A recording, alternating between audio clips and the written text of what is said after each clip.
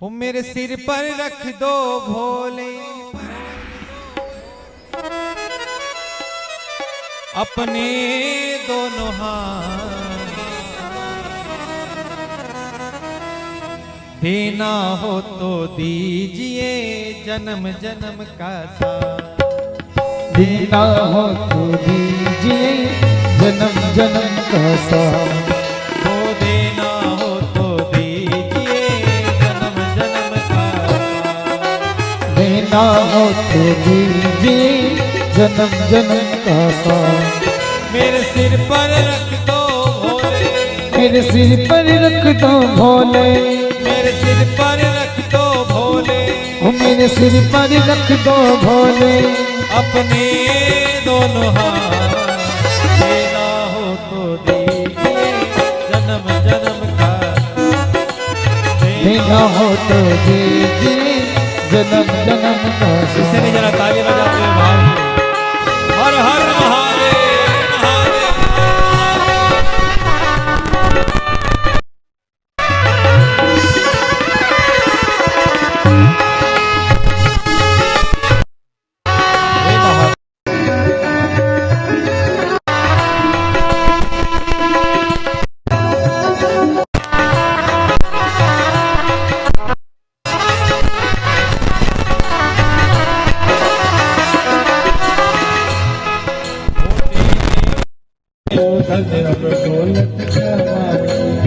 देने वाले शिव भोले तो धन और दौलत क्या मांगे, देने वाले शिव भोले तो धन और दौलत क्या मांगे, देने वाले शिव भोले तो धन और दौलत क्या मांगे, महादेव से मांगे तो फिर नाम और इज्जत क्या मांगे, महादेव से मांगे तो फिर नाम और इज्जत क्या मांगे, महादेव से मांगे तो फिर नाम और इज्जत क्या मांगे, महादेव से मांगे तो फिर नाम और इज्जत क्या मांगे। मेरे दिल की तमन्ना यही है,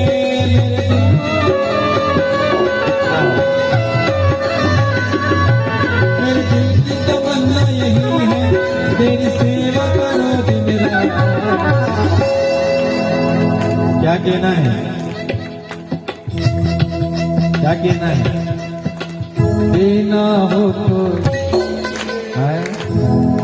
आवाज नहीं आ रही है, वो पीछे वालों आनंद के साथ देखो जो नहीं बोले कि पड़ोसी की कसम, पड़ोसी मरी जाएगा बाबू। आनंद के साथ देना हो तो दीजिए, देना हो तो दीजिए जन्म जन्म का साथ।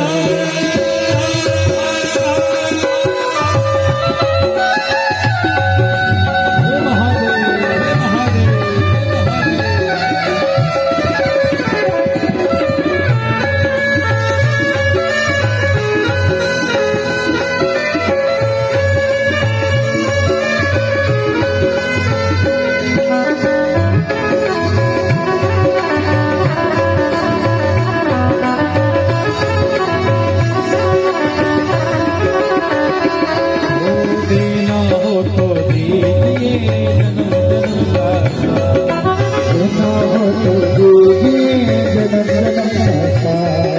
देना हो तो दीजिए देना हो तो दीजिए जन्म जन्म का साथ, जन्म का साथ, जन्म जन्म का साथ।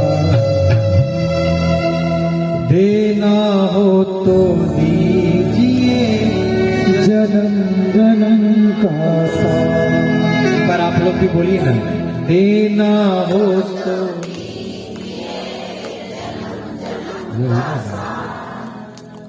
जन्म जन्म का साथ है हमारा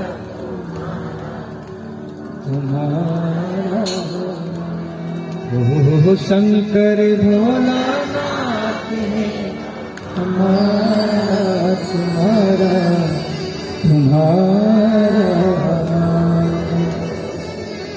महाकाल की इस नगरी में, महाकाल की इस नगरी में होवे जन्म दोबारा, महाकाल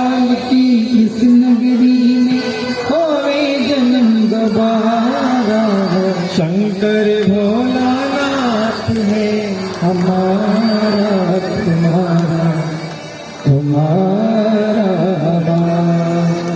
आहा, उस लकड़ी बेचने वाली ने सुना, ध्यान से सुनिएगा मतलब, केवल इतना सुना कि मैं सेवा करने से भी अश्वमेध यज्ञ मिलता है।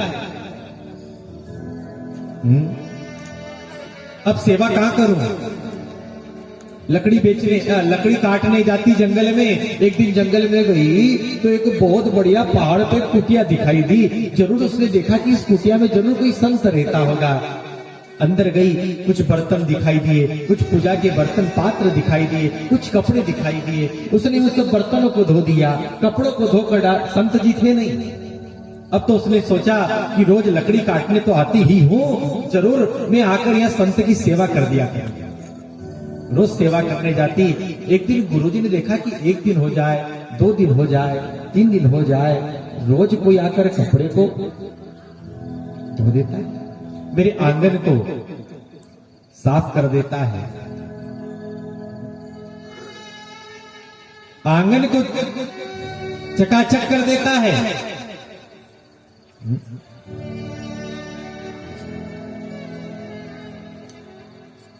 जिस प्रकार उसने आंगन बुहारा, भैया हमें हमारा हृदय रूपी आंगन भी बुहारते रहना चाहिए, उसमें धूल मिट्टी न चढ़ जाए, बुहारते रहो।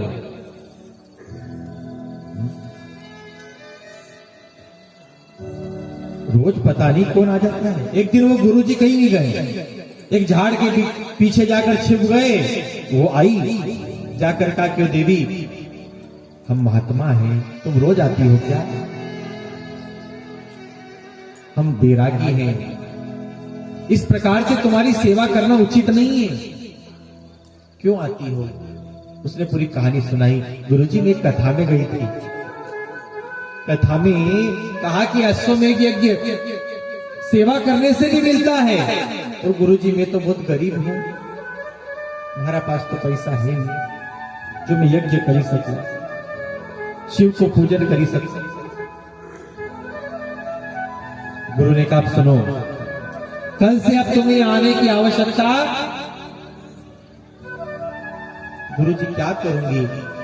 बेटा, अगर तुझे 100 अश्वमेध यज्ञ चाहिए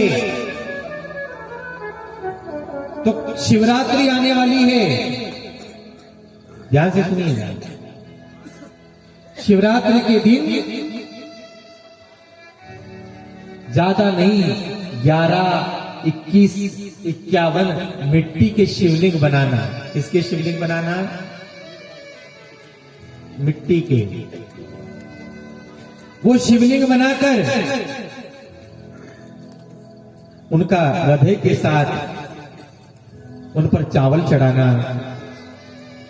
पुष्प चढ़ाना, धतूरा चढ़ाना, दूध से अभिषेक करना।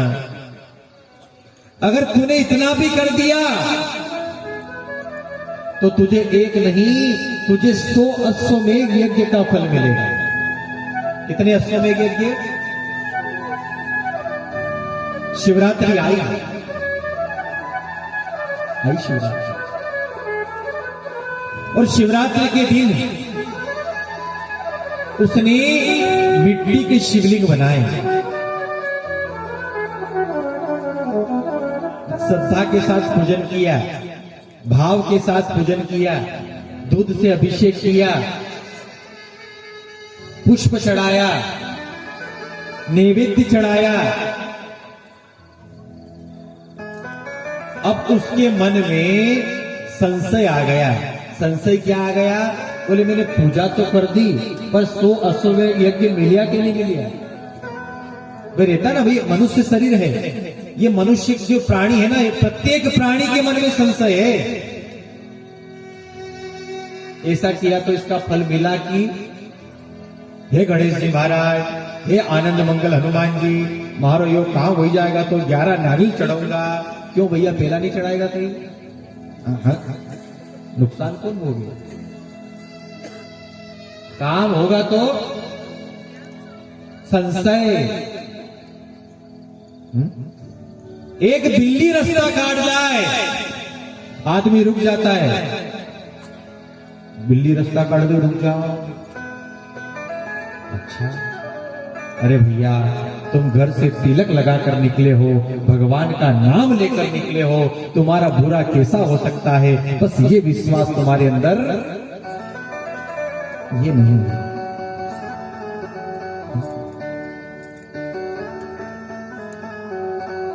संशय, प्रत्येक मन में संशय रहता है, ऐसा करेंगे तो ऐसा होगा कि नहीं होगा।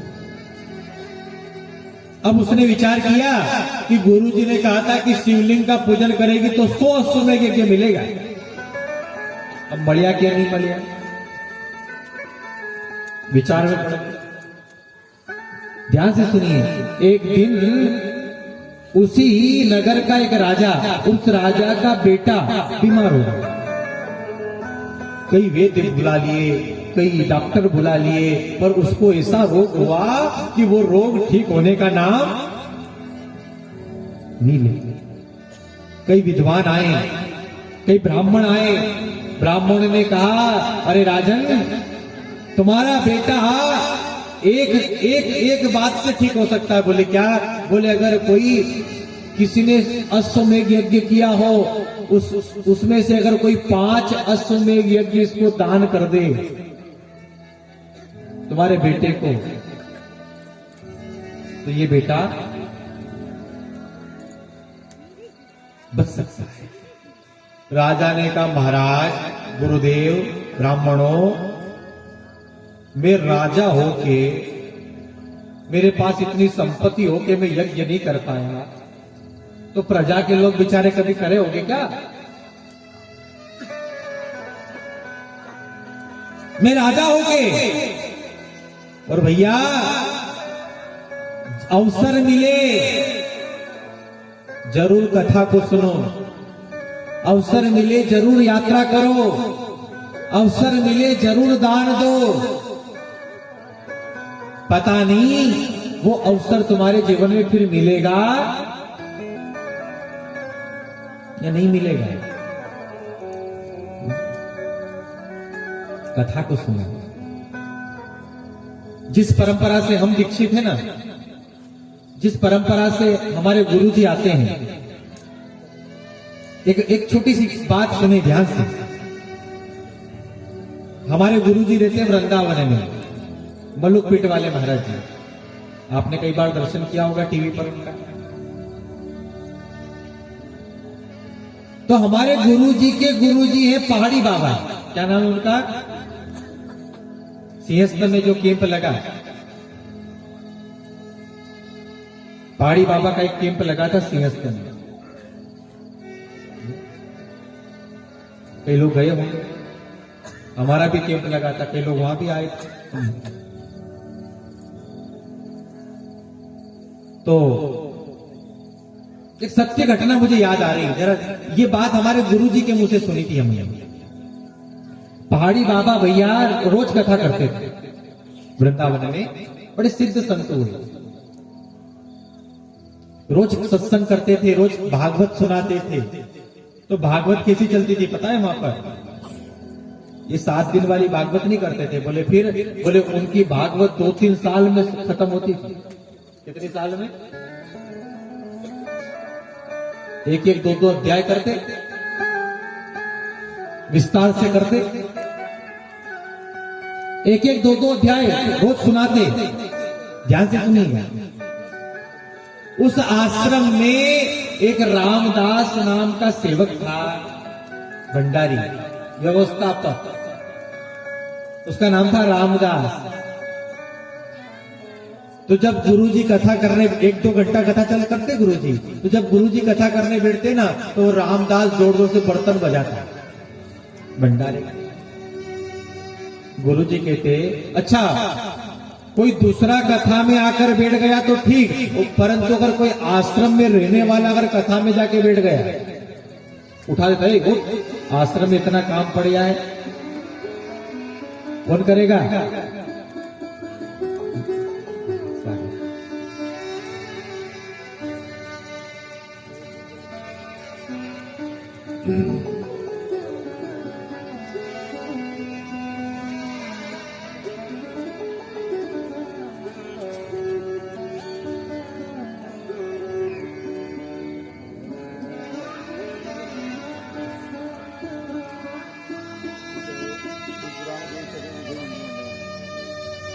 ओ भोले तेरे नाम से गुजारा हमारा, गुजारा।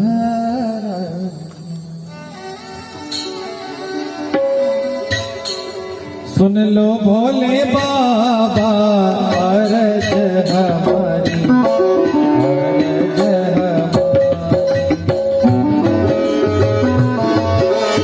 अर्ज हमारी, अरज हमारी।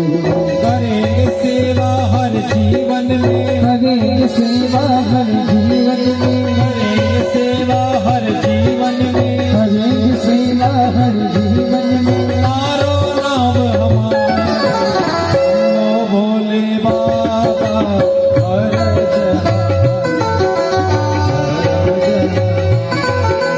हम लोग भोले बाबा अर्ज हमारी, अर्ज हमारी। हर महादेव, हर महादेव।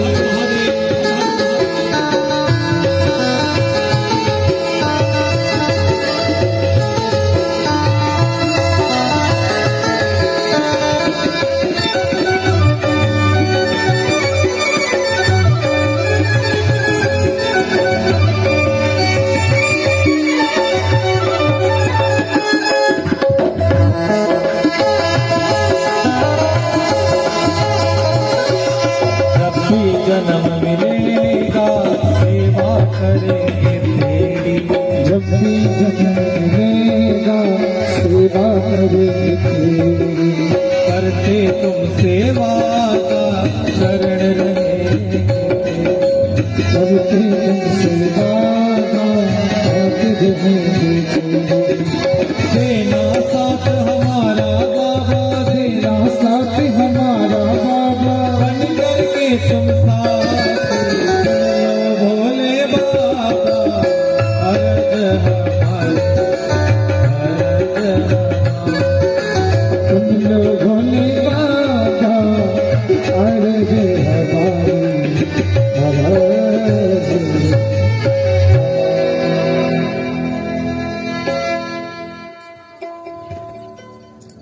सुनिए जरा क्या कह रहे थे जो बाबू जी कहीं कह रहे थे हैं? किसी को याद है हम क्या बोल रहे थे? ओहो,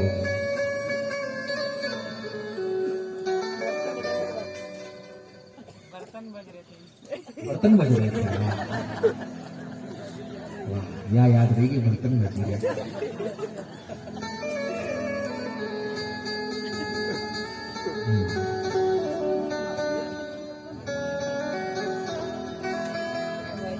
क्या करेंगे?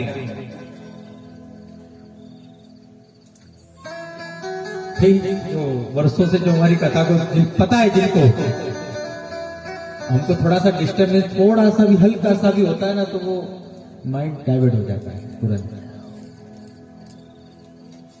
आइए,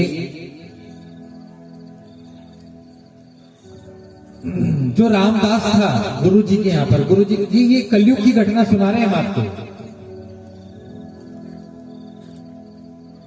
तो वो व्यवस्थापक रामदास एक दिन गुरु जी कथा करने बैठे तो जोर जोर से बर्तन बजाए। गुरु जी ने कहा रामदास कहीं वही क्यों, क्या हो गया? अरे थोड़ी देर कथा, कम से कम थोड़ी देर, 1 घंटा चल रही है तो सुनने तो दो बेचारे सबको।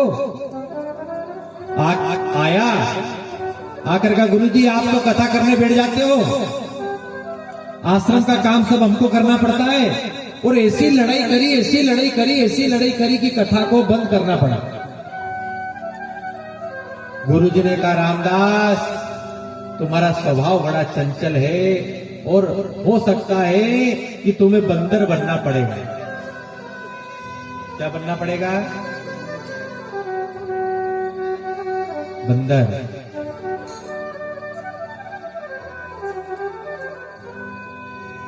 कुछ समय बाद, कुछ दिन महीनों बाद ऐसा कोई बुखार आया रामदास को कि वो मर गए।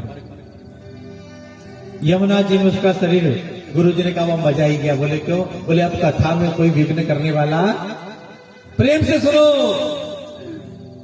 गुरुजी भागवत पूरी हुई और दूसरे दिन से वापस से भागवत शुरू होने वाली थी। अचानक एक बंदर का बच्चा आया। सत्य घटना है। कौन आया? गुरुजी ने कहा, आओ रामदास, बन गए बंदर। बंदर कैसे बोलता है? ऐसे बोल, कथा सुनोगे? अब तो विघ्न नहीं करोगे।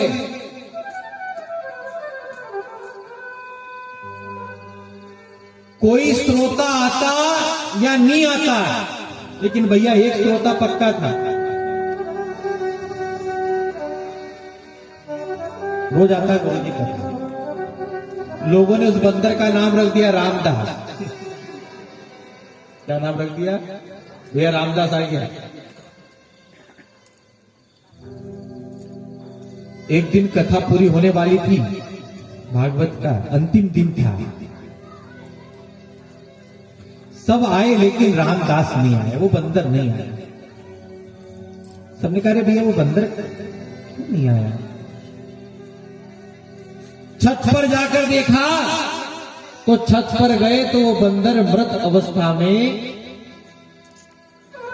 मरा हुआ दिखाई दिया। गुरुजी को कहा, भैया काय को बंदर बन के कथा सुननी पड़े, हम इंसान बने तो इंसान बनकर ही कथा को सुनो। 3 साल लगे उसको कथा सुनकर, एक पूरी भागवत सुनी, तब जाकर उसका कल्याण हुआ। तो बताओ हमारा कल्याण ऐसे होगा क्या?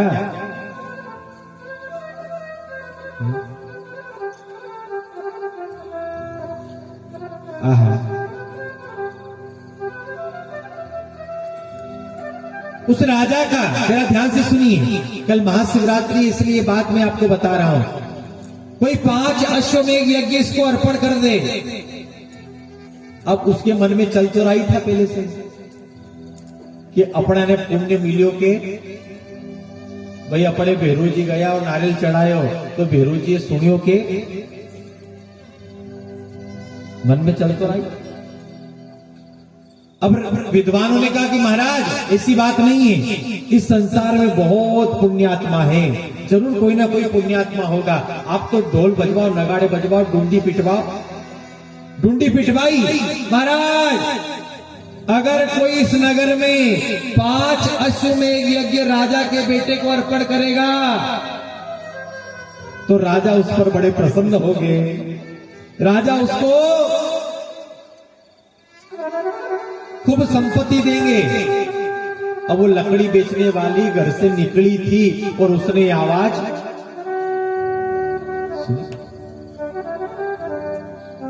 उनने कहा कि जरूर चलो टेस्ट भी हो जाएगा कि अपने को पुण्य मिला। राजा के दरबार में गई, फटी फूटे कपड़े हैं, पांव में चप्पल नहीं है, बाल बिखरे हुए हैं, झुर्रियां पड़ी हुई हैं।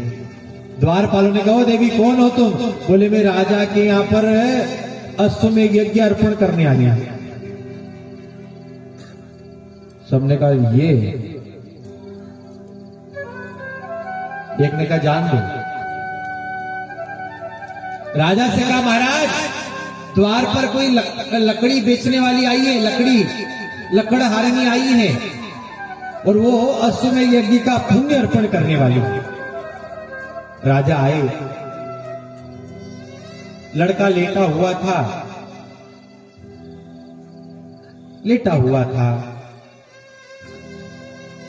उसने जल हाथ में लिया। राजा रानी दोनों चुपचाप है, मौन है। देखो ये बड़े लोगों का लक्षण है, बड़े लोग कभी भी ज्यादा बोलते। और कोई कहता नहीं कि हम तो जो हमारे मन में आए हम बोल दा। भैया तुम विद्वान नहीं, तुम महा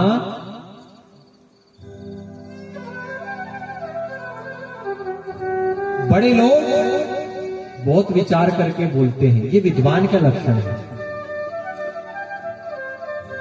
छोड़ो ये सब बातें, कभी कभी जहर को पीना सीखो, बातों को निगलना सीखो, पचाना सीखो।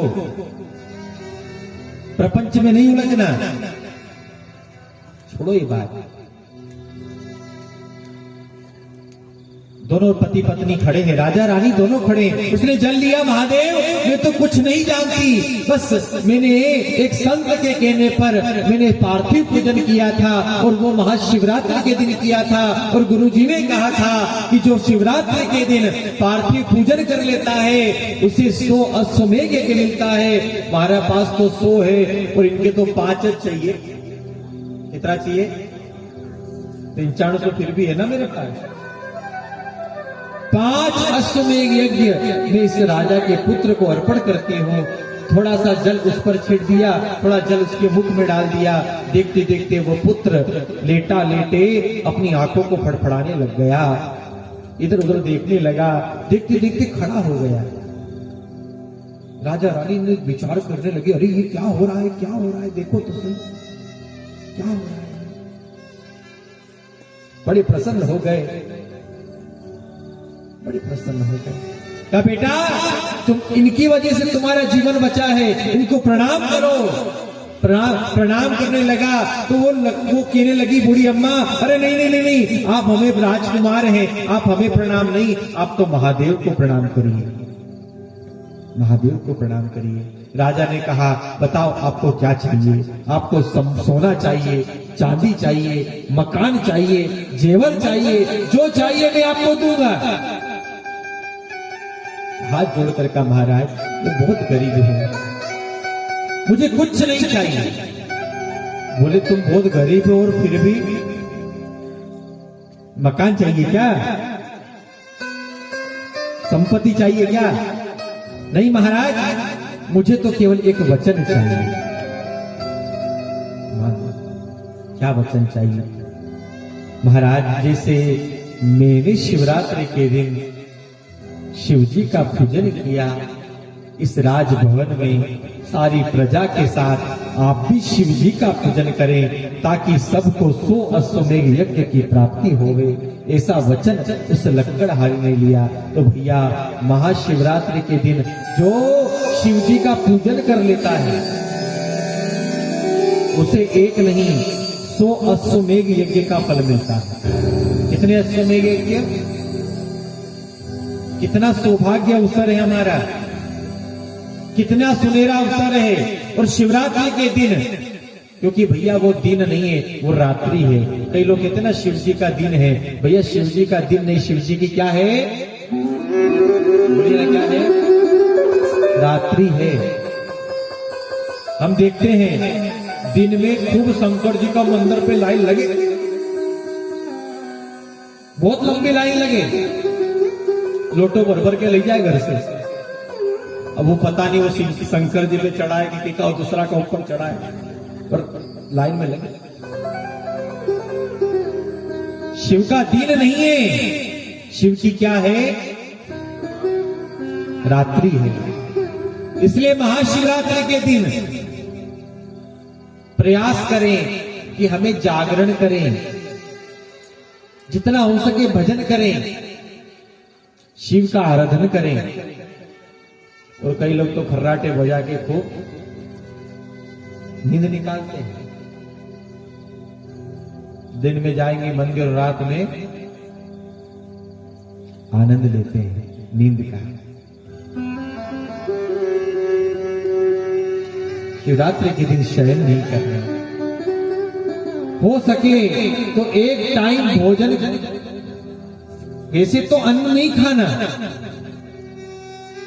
लेकिन भैया क्या करें, ये शरीर है ना, इसको सब देना पड़ता है। तो फल फूल खा लो, फल नहीं खा सके तो दूध पीकर अपने जीवन को चलाओ।